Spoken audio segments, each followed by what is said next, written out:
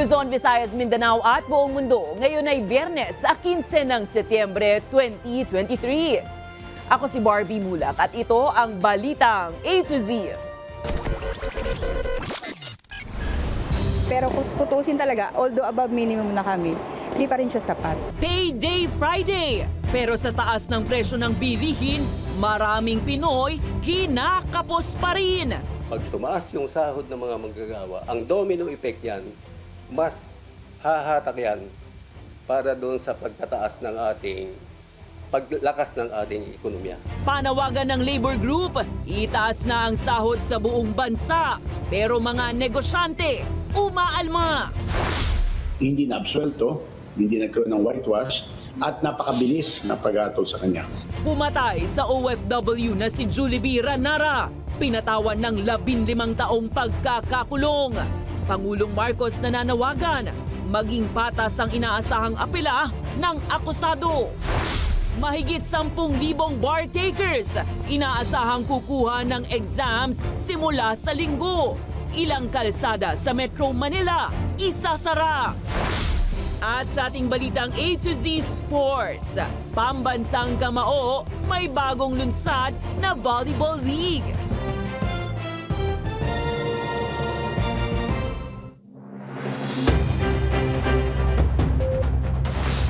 Magandang gabi, pambungad sa ating newscast. Ramdam niyo pa ba ang inyong sahod ngayong Payday Friday? Ang ilan kasi sa ating mga ka-A to Z, halos hindi na raw maaninaga ng sinusweldo dahil diretso ito sa gastusin at bayarin. Kaya naman lumalakas muli ang panawagan ng wage increase, bagay na agad namang inalmahan ng ilang negosyante. Alamin kung bakit sa balitang A to Z ni Kim Salinas. Ang bala ko talaga. Kasi wala, ramdam na talagang hirap. Sobra. Payday Friday ngayon, pero para sa minimum wage earner na si Marian, tila hangin na lang ang sweldo na natatanggap dahil sa laki ng gastusin. Bayarin, ilaw, bahay, tubig, internet, pagkain araw-araw. So hindi talaga. Kung hindi naman ako didiskarte din, wala din. Talagang mag-short, as in sobrang short na short. Tumaas nga niya ang sahod ng 40 pesos nitong Hulyo, tumaas rin naman daw ang bilihin. Kaya kailangan pa niya ang mag-sideline. Kasi kung hindi po ako magtitinda-tinda po, pagdating ng sahod, puro utang ang mangyayari. Kasi wala ring basic, walang daily income pag yung aasahan lang yung sahod. Ganito din ang dilema ni Sheila na nauuwi lang daw ang kada payday sa gastos at bayarin day. Excited kasi kailangan kong bayaran yung dues, yung fees, yung payments. Kaya kailangan yung on time na makuha namin yung sahod. Yung Meralco, hindi kasi nag-iintay yun eh. Kailangan bayaran mo siya on time. Kung hindi, wala kuryente. Di ba? Kayod kalabaw na nga niya siya at sumasideline rin para may pandagdag at huwag kapusin. Siyempre, nag-work hard ka para mabigay mo, mapunuan mo. Pero kung tutusin talaga, although above minimum na kami, hindi pa rin siya sapat. Kaya naman muling lumalakas ang panawagan na wage hike gaya ng 150 pesos across the board na taas sahod na isinusulong ni Senate President Juan Miguel Zubiri. Bagay na agad inalmahan ng ilang negosyante. Itong recent increase of 40 pesos per day, okay, we will need to sell another 100 or 150,000 additional, just to cover the 40 pesos per day for the 50 employees. Katwiran nila, mataas din ang presyo ng raw materials at production costs. Kaya pangamba nila ang consumer lang din ang magpasana ng dagdag sahod kung sakasakali. Supermarkets need not increase prices if manufacturers don't increase their prices, except when cost of kuryente, salaries, which will affect all operations, not just the manufacturers but also retailers. Mataas ang logistic cost natin. Sometimes due to the traffic, apparently we have, and all of these are passed on to them. Okay, so they pass it to consumers.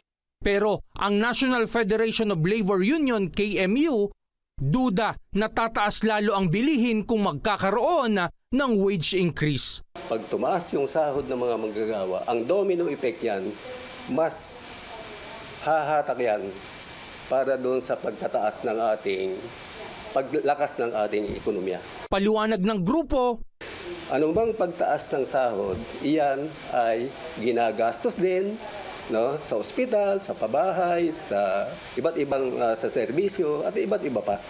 So ibig sabihin, makakatulong pa nga yan yung pagtaas ng presyo, makakatulong pa nga yung pagtaas ng sahod doon sa pag-angkop nila, doon sa sabihin na natin tumataas ang presyo, talagang totoo naman. Sa ngayon, nananatiling 610 pesos ang minimum wage ng NCR. Para sa Balitang A to Z, Kim Salinas. Bad news naman para sa mga tsuper at motorista. Nakaamba na namang tumaas ang presyo ng produktong petrolyo sa paparating na Martes. Ito na ang ika-11 sunod na linggo ng taas presyo sa langis.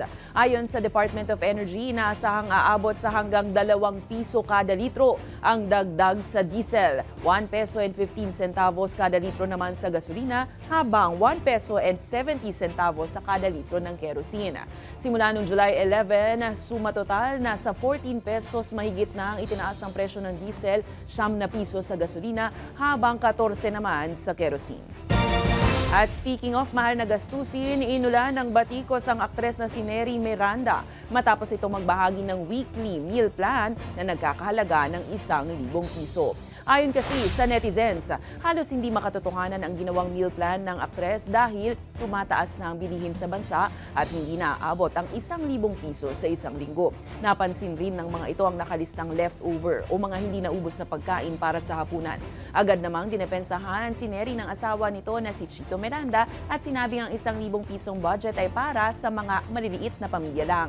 Iginiit pa nito na magpapatuloy pa rin si Neri sa paggawa ng meal plan upang magbigay gabay sa ilan sa maayos na pagbabudget. Burado naman na ang orihinal na post ng aktres.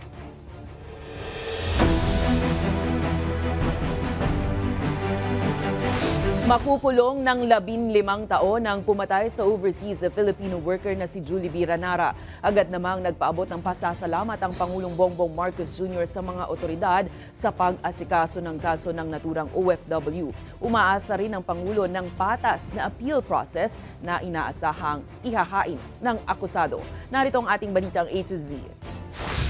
Kasama ko yung Ranara family. Personal na dinalaw ni Overseas Workers Welfare Administration Administrator Arnel Ignacio at Migrant Workers Officer in Charge Undersecretary Hans Kakdak ang pamilya ng pinaslang na overseas Filipino worker na si Julie B. Ranara. Ito'y para ipaalam ang balita mula sa Kuwait na hinatulan na ang anak ng employer ni Ranara sa kasong pagpaslang sa kanya nitong Enero. 15 taong pagkakakulong ang ipinataw sa menor de edad na akusado dahil sa pagpatay. Dagdag na 1 taon naman sa kasong pagmamaneho ng walang lisensya. From the beginning, hindi naman talaga pwedeng full life imprisonment or what dahil nga sa pagiging menor de edad ng akusado. No?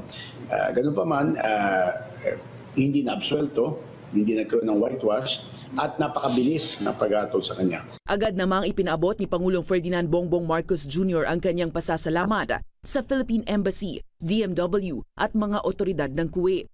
Habang nananawagan rin ito ng patas na proseso sa apela na inaasahang ihahain ng akusado.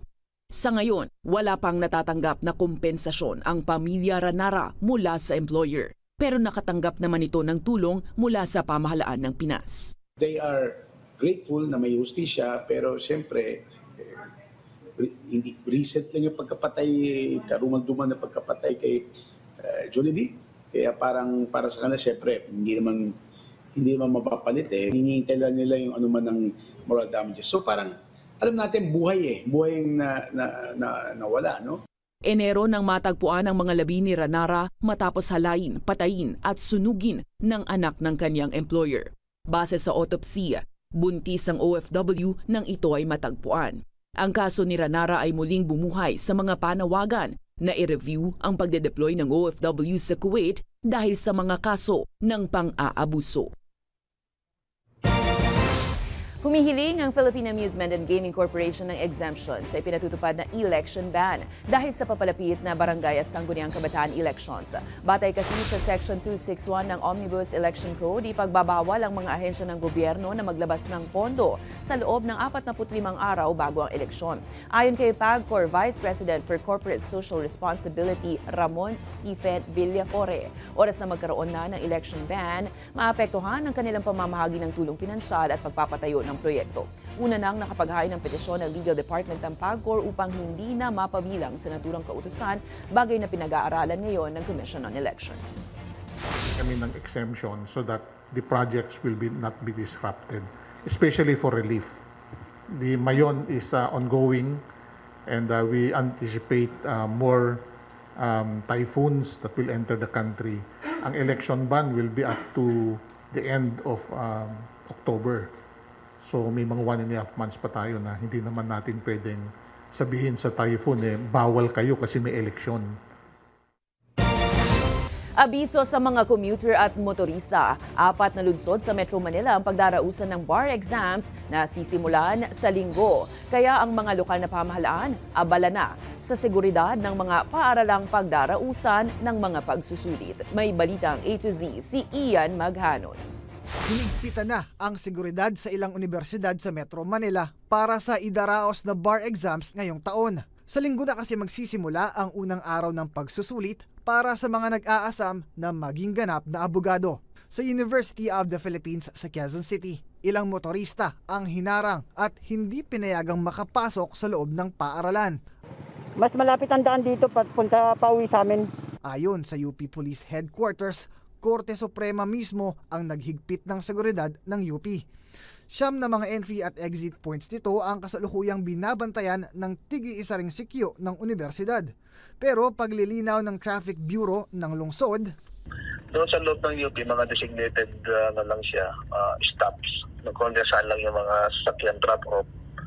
Tapos yung maglalakad na yung mga examinees towards the building. For the safety of the building kasi hindi na naman masyadong pinapanamit yung mga sasakyan doon sa mga area na where they will be conducting the exams. Pero isang bagay ang sigurado sa mga kalsada ng UP. Wala naman isasara.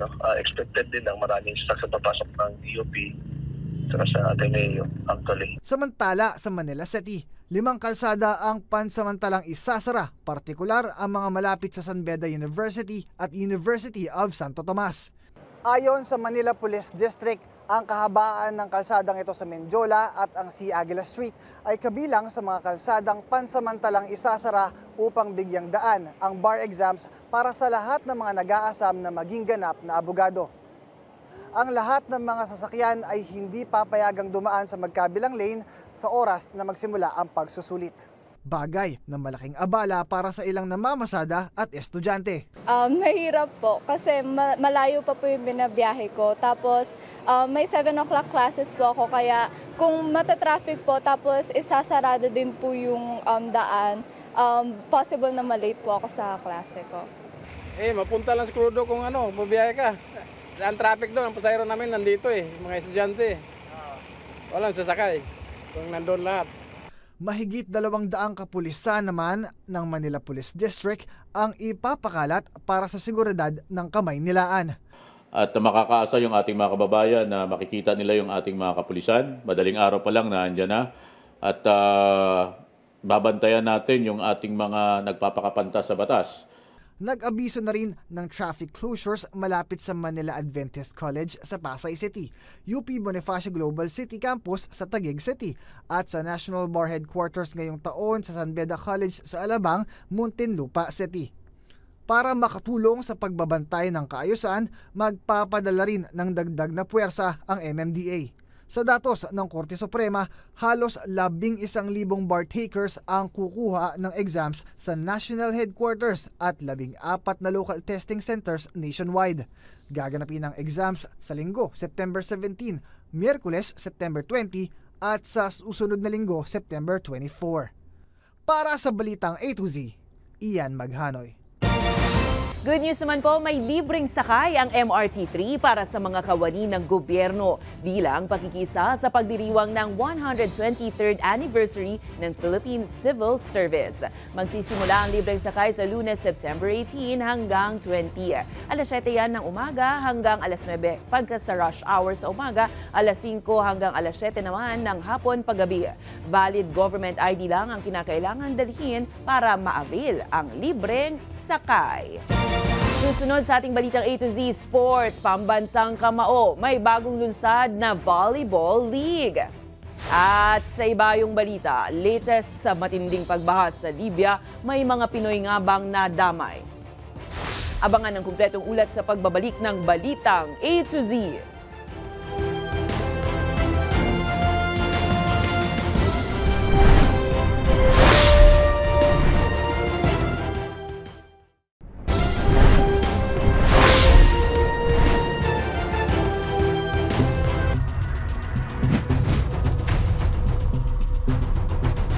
Tuluyan ang sinibak sa pwesto ang 8 pulis na sangkot sa pagkamatay ni Jemboy Baltasar. Ayon sa desisyon ng National Capital Region Police Office, dismissal from police service ang hatol para kina Police Captain Mark Joseph Carpio at Police Captain Luisito de la Cruz dahil sa grave neglect of duty. Gayun din, kina Police Executive Master Sergeant Roberto Balais Jr., Police Staff Sergeants Antonio Bugayong Jr., Jerry Maliban, Nico Pines Esquilon, Police Corporal Edmard Jake Blanco at Patrolman Benedict Mangada dahil naman sa grave irregularity in the performance of duty at conduct unbecoming of a police officer. Habang nilinaw din ng NCRPO na wala na silang matatanggap na sahod at iba pang benepisyo mula sa PNP dahil sibak na sila sa pagiging pulis.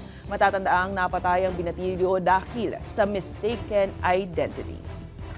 Dahil matindi talaga, malakas yung ebidensya against them for violation of the police operational procedures, specifically yung hindi paggamit ng mga body-worn cameras, and of course, yung pag-observe ng force continuum on the use of excessive force, and pinaka malala dito is yung pag-iwan nila dun sa katawan nung biktima, si Jerod, sa tubig ng matagal. Arestado ng National Bureau of Investigation ang 2 individual matapos mahulihan ng 20 kilo ng shabu sa Macapagal Boulevard, Pasay City.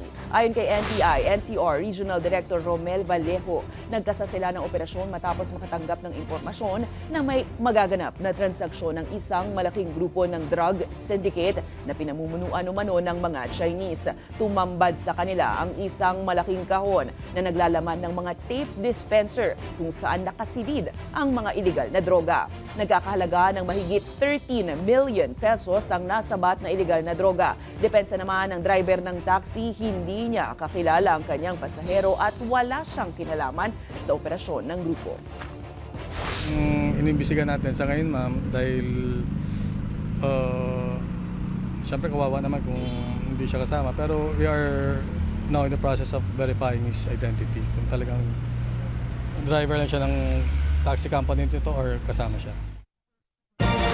Nagsagawa naman ng coastal cleanup sa Las Piñas, Parañaque Wetlands Park ang grupong pamalakaya at ilang volunteers mula sa environmental group na Earth Island Institute. Ayon sa grupo, kasama ang nasabing lugar sa mga apektado ng tuloy-tuloy na reclamation project sa Manila Bay na itinuturo nilang dahilan ng polusyon at pagkasira ng kabuhayan ng mga residente sa lugar.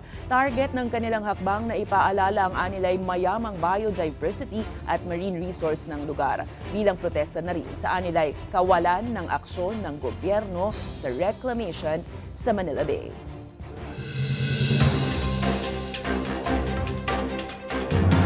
Inanunsyo ng Philippine National Police ang pagkakaaresto sa 6 na suspect na sangkot sa pagkidnap sa 6 na nawawalang sabungero sa Maynila noong January 2022. Ayon kay PNP Chief Police Brigadier General Benjamin Acorda Jr., naaresto ang mga ito kanina sa Parañaque. Samantala, nagkilos protesta naman ng National Union of People's Lawyers bilang pagkondena sa pagpatay kay Attorney Maria Sanyata Liuliwa Gonzalez Alzate sa Bangged, Abra nitong Huwebes ng hapon. Una rito, kinondena na rin ng Integrated Bar of the Philippines at pamahalaang panlalawigan ng Abra ang pagpatay sa abogado.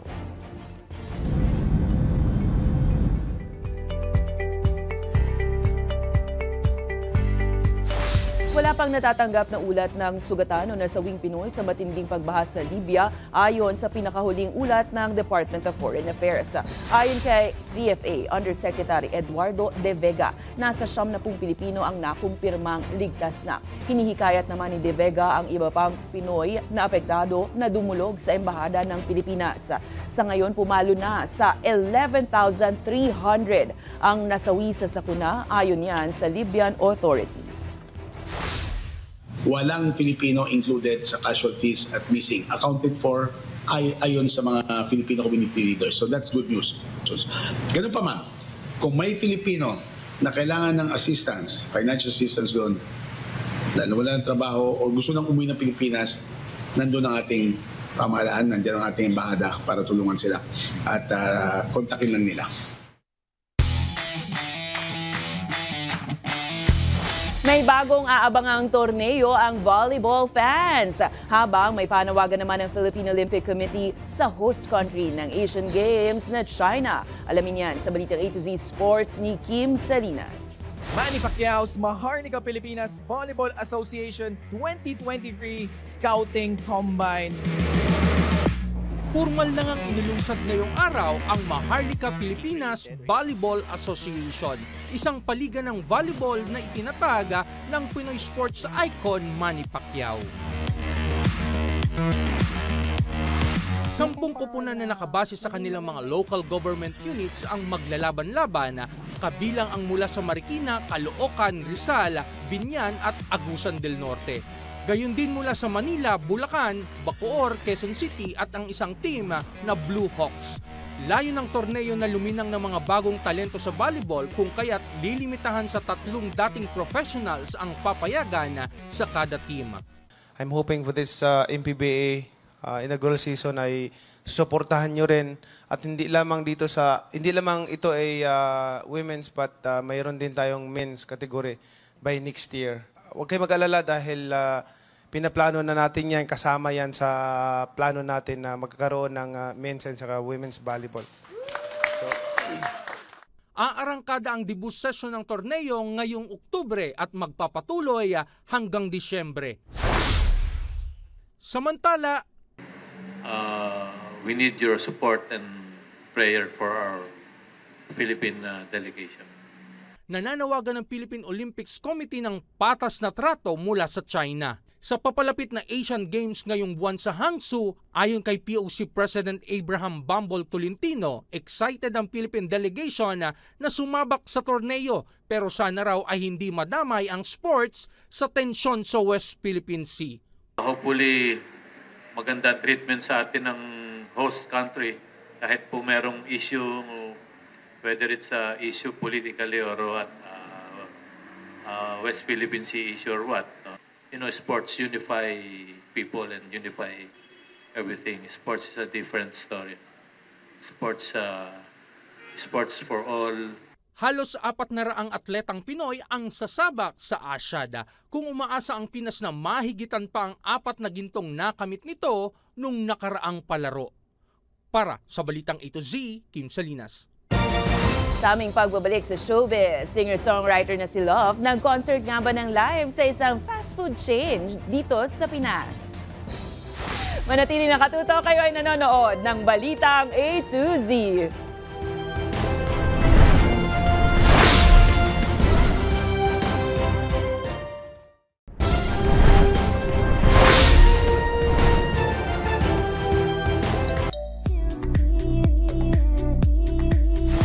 Tila nagkaroon ng follow-up concert ang American singer-songwriter na si Love matapos itong mag-perform nitong September 11 para sa kanyang Love The Between album tour. Akalain mong live na umawit ang singer saan? Sa isang sikat na fast food chain dito sa Pinas.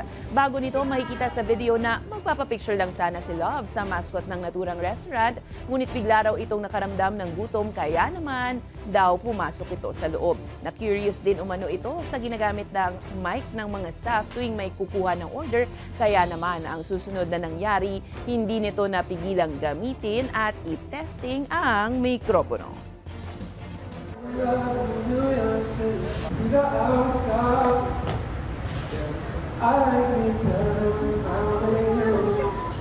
Smiling for the first time. I say for a long time.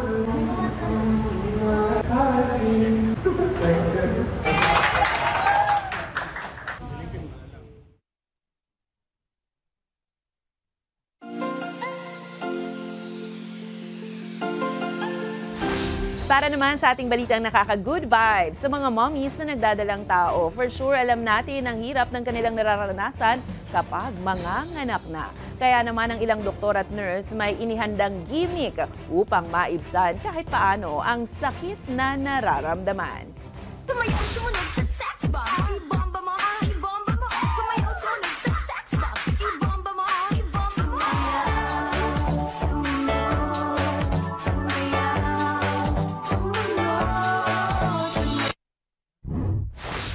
Hindi ko kinaya yon. Kung kayo ay may kwentong kakaiba, mga kwento ng pag-ibig o storya ng inspirasyon at pag-asa, maaari niyo itong ibahagi, sumali sa ating Facebook group na Balitang A to Z. Panoorin ang replay ng ating programa at sundan ang ating social media pages, hanapin ang Balitang A to Z.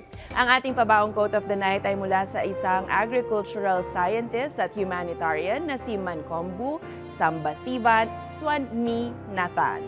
Ayon sa kanya, kung magkakamali sa pag-iingat ng likas na yaman, wala nang magiging tama. At yan ang mga balita at impormasyon, mga kwentong may dalang inspirasyon na tinutukan ng Balitang A to Z. Ako si Barbie Mulak, maging maalam, makialam. Magandang gabi sa iyo Pilipinas and happy weekend!